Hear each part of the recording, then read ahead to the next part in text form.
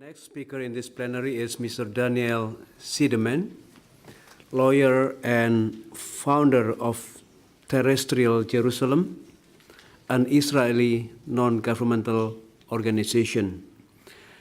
Terrestrial Jerusalem's goal is to identify and track the full spectrum of development in Jerusalem that could impact either the political process or permanent status issues, destabilize the city, spark violence, or create humanitarian crisis. Mr. Seidemann has participated in Track 2 talks on Jerusalem between Israelis and Palestinians. He has also served as a member of a committee of experts commissioned by Israeli Prime Minister Ehud Barak's office to generate sustainable arrangements geared to implement emerging political understandings with the Palestinians. It's an honor to have you, sir, and the floor is yours. Thank you, Mr. Chairman, to the committee, to the organizers. Greetings from the Israeli delegation, and not on myself, I'm her deputy. Allow me to begin on a personal note. Sitting here over the last 24 hours plus, I'm not only sitting here as an expert, I'm sitting here as an Israeli, and it hasn't been a pleasant experience. Now, please don't misunderstand me. I have not encountered one iota of hostility towards myself, but it's uncomfortable because I've heard so much criticism against Israel, and what disturbs me is not what I disagree with, and there has been stuff I've disagreed with, but how much I agree with the criticisms that I've heard of my own government, and that is not pleasant. But at the end of the day, I'm among friends. And when I say I'm among friends, I'm not speaking metaphorically. I've worked with Judd Isaac over there for about 20 years, to great effect, Judd, as you can see. And 15 years ago, I would get on my bicycle in South Jerusalem, and within 10 minutes, I would be in Judd's office. And today, I have to come to Brussels to meet Judd because I am Judd's occupier. Okay? Judd is the victim. I'm not, but I am Judd's occupier as an Israeli. And that personal note is very important. I'm not only here as an expert. I hope I will not disappoint you as an expert. I'm here as an Israeli. And the greatest existential challenge to the Jewish people in this generation is ending occupation. I distinguish between the occupier and the occupied, but the greatest danger to the long-term viability of Israel is occupation. The political and moral imperative of my generation as a Jew is ending occupation. And that leads me, this personal note, to the subject at hand. There is only one way to end occupation. It is not by an Israeli military victory or a Palestinian military victory. The only way of ending occupation is a border. The creation of a contiguous, viable Palestinian state along the lines of the 67 borders. There is no other way. It is not going to end in a shared society. Those who tell me that the views of Israelis and Palestinians are so incompatible that the two-state solution is impossible, I say to them, you're like somebody telling me, this couple hates each other so much they can't arrive at a divorce agreement, so the only alternative is for them to remain married as husband and wife and live in the same one-room apartment for the rest of their lives and make their lives hell. That is the logic of the two-state solution. It is one deal. End of occupation in exchange for a border, security, and mutually recognized legitimacy. We have been working at this since the failed Oslo process began in 1993. We've been around the block a number of times. And when we talk about the border, we're not talking about a theoretical artificial construct. We are talking about things that we know. Judd has his border, I have mine. I'm sure we disagree, but we know what we disagree about, and we understand where the wiggle room is. The border is not infinitely malleable. And since we know more or less where the border goes, we know a lot more. And this is where the real discussion of is the two-state solution alive or dead begins. And it is a discussion that has been taking prominence in recent weeks and in recent months and in recent years. Is the two-state solution dead? Much of this discussion is a postmodern discussion based on mood, sentiment, and ideology. And I, a practitioner out in the trenches, in the field, feel as if I'm in a diminishing minority of those people who really want to look at the facts and say, is it still possible or not? I personally feel myself outflanked on two sides by two schools of postmodernists. There are those who say the two-state solution is already dead as a doornail. It's gone, forget about it. Those are usually made up of three groups of people. The Israeli settler right said the two-state solution is dead because they never recognized the subject of this meeting, the inalienable rights of the Palestinian people. The Palestinian state is not magnanimity of Israel. It is an inalienable right, and they don't recognize it, and as a result, they do not aspire to or believe in the possibility of a two-state solution. That most of my current government believes that. Netanyahu also believes it, but won't admit it. Then there are those on the Palestinian left who say the two-state solution is dead because they've never accepted my legitimacy or the right of self-determination of the Jewish people, which for me is what Israel is all about. And finally, there are those who get up in the morning and they're in a foul mood and the two-state solution is dead. But if they have two whiskeys, it's remarkable how the two-state solution returns, okay? That's one set. Two-state solution is dead. Then you have the others. Let's use Dennis Ross and Aaron Miller, the two great American diplomats, as examples who basically say this. Not only is the two-state solution not dead, it's immortal. It can't be killed. Settlements that can go up can come down. Israel's building settlements doesn't matter. Now, one group says it's too late, and the other group says there's no clock. Both of them agree what happens on the ground doesn't matter. And we, not myself, Judd, others, treat the reality seriously. Whether the two-state solution is alive or is irrevocably lost is based on one question. How many settlers will need to be relocated into Israel in order to create a border that will be acceptable simultaneously to Israelis and Palestinians? We know where that border goes. Based on my border and the methodology, I'm sure would differ, the numbers would differ, but the methodology would not. In Judd's maps, my numbers are as follows. 7 years ago, Israel would have had to relocate 116,000 settlers to arrive at that border. Based on my calculations today, that number is in excess of 150,000 settlers. It is growing by a minimum of 5,000 settlers a year up to 10,000 settlers a year.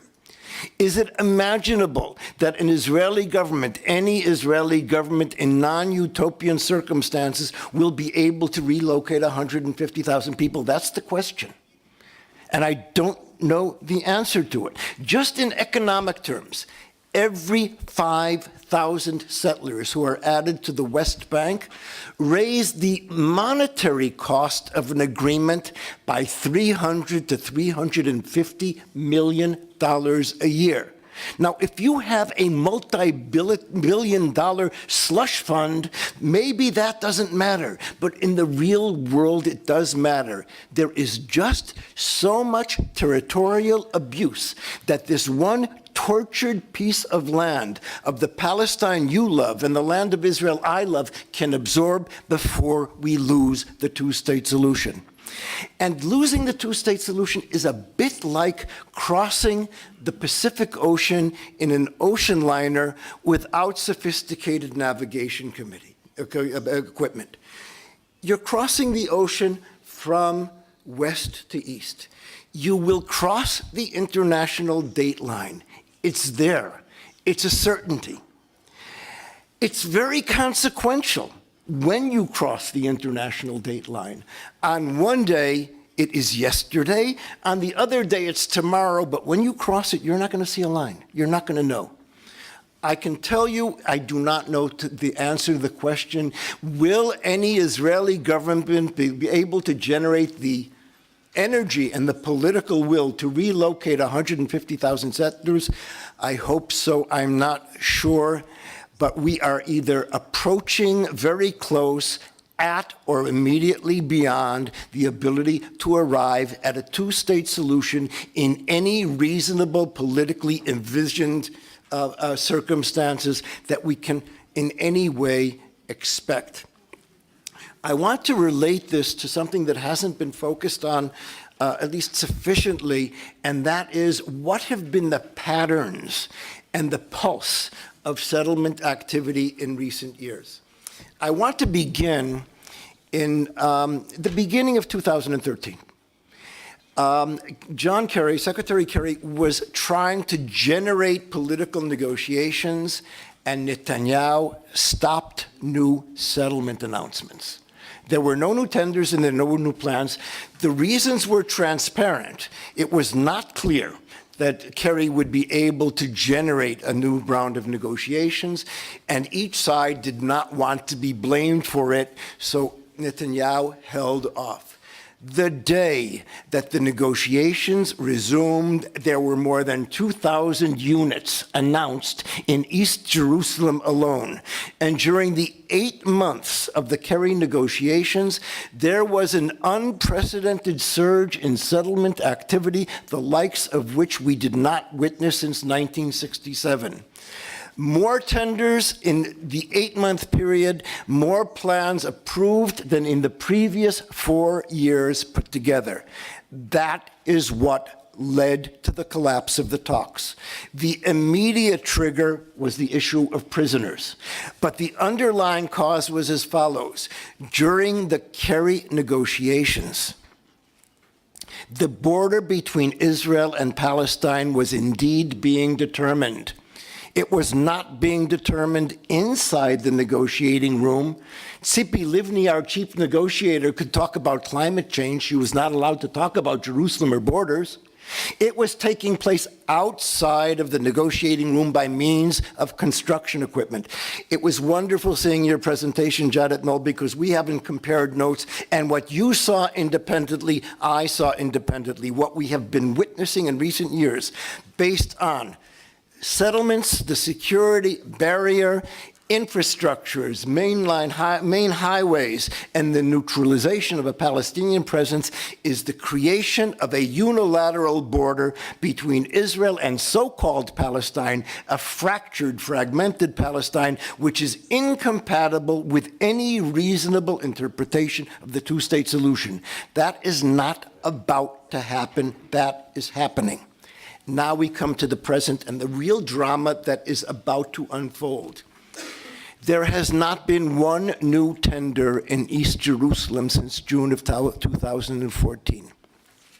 The situation is similar, not identical in the West Bank. I'm sure that Anat will fill you in on it. There has not been one new settlement approval in East Jerusalem since Givat HaMatos, a doomsday settlement in October of last year. Now, I am not saying there's a settlement freeze. Go out and around in the West Bank, you'll ask me what I'm smoking. You will see frenetic construction going on based on the surge during the Kerry period. But Netanyahu has given marching orders, nothing new.